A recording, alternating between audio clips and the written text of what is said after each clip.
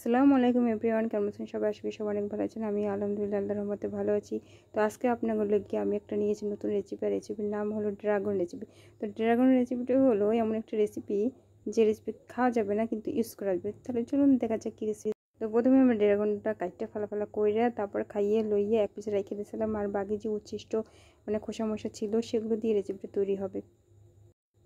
তো খাওয়ার শেষে যে খোসা মশা ছিল সেই খোসা মশা লইয়ে বইছি, এবং এগুলো আগেই ধোয়া ছিল, খাওয়ার কাটা আগেই ধুয়েছিলাম। তো আর নতুন করে ধোয়া লাগবে না, পানিও ছোঁয়ানো যাবে না। এটা যে রস আছে এটা দিয়ে রেসিপি বানাতে হবে। তো তার সাথে আমি যেগুলো খেয়েছিলাম কেটে তার এক পিস আমি রেখে দিয়েছিলাম, যেহেতু একদম খোসাই হবে না, তার সাথে একটু রাখলে একটু ভালো হবে, তাই এক পিস আমি রেখে দিছি। তো ড্রাগনের উচ্ছিষ্ট অংশ এবং আসল অংশ সবগুলো একসাথে আমি নিয়ে নিলাম। নিয়ে এটাকে ভালো করে ফেটে নিয়েছি, ব্লেন্ডার করতে হয়নি, আলাদা হাতেই ফেটে নিয়েছি ভালোভাবে, মশলাইয়ে একদম ফেটা কইরা ফেলাইয়ে সুন্দর একটা রেসিপি বানিয়ে ফেলাইছি। কিন্তু রেসিপি এখানেই শেষ নয়, আরও আছে, দেখতে থাকুন। তো ভালোভাবে এটা আমি ব্লেন্ডার করে নিয়েছি, হাত দ্বারা ব্লেন্ডার করার পর দেখুন কালারটা কি সুন্দর, মনে হয় খেয়ে ফেলি, একদম পায়েস লাগতেছি। যদিও এটা পায়েস না, তবে এর থেকেও আমি মনে হয় যে পায়েস বানানো যায়। যাই হোক, সেটা আমি পরে দেখবো ভেবে কী করা যায় কী করা যায় না। যাই হোক, এটা একদম করা শেষ হয়েছে, ভালোভাবে হাত দ্বারায় ফেটে নিলাম। তো দেখতে মাশাআল্লাহ ভালোই লাগতেছে, দেখেন।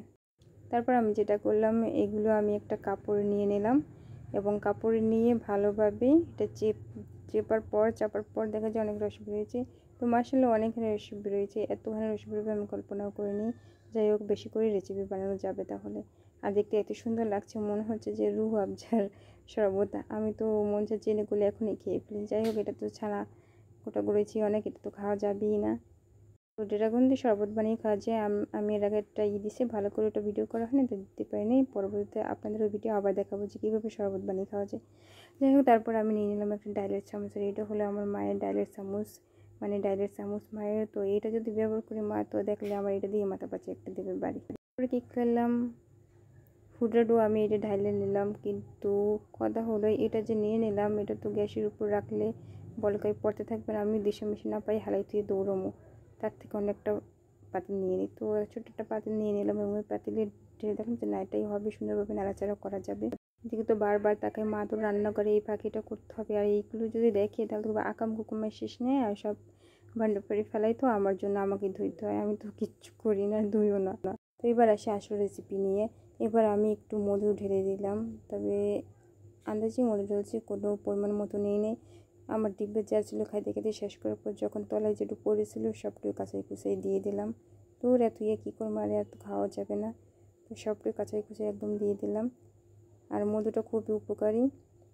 তো তারপরে আমি চুলায় বসিয়ে দিলাম, এবং নাড়াচাড়া দিয়ে এটা একদম, যেহেতু পাতলা এটা একদম ঘন করতে হবে। আমি কিন্তু একটু পানি ইউজ করিনি, একদম কিন্তু মেন রস ড্রাগনের, তবে এটাই অনেক টানি, একদম ঘনত্ব বানিয়ে ফেলতে হবে, তো রেসিপি হবে না। তবে আসল কথা বলি, এই রেসিপিটা কিন্তু আমাদের বরিশালে এক আফায় করছিল ব্লগে।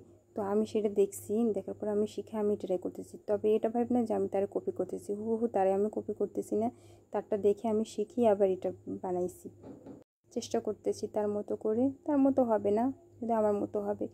এদিকে তো দেখছি পাতলা তো পুরো সাইজেই হইতেছে ঘন্ট করার জন্য। তো চুলা আঁচও আমি একদম আস্তে করে দিছি, তারপরও ঘষে মাঝে কদ্দুর উড়ান যে আল্লাহ জানে। যাই হোক, সেটা তো পরের ব্যাপার, যা হবার হবে, আগে রেসিপি তো বানিয়ে নিই।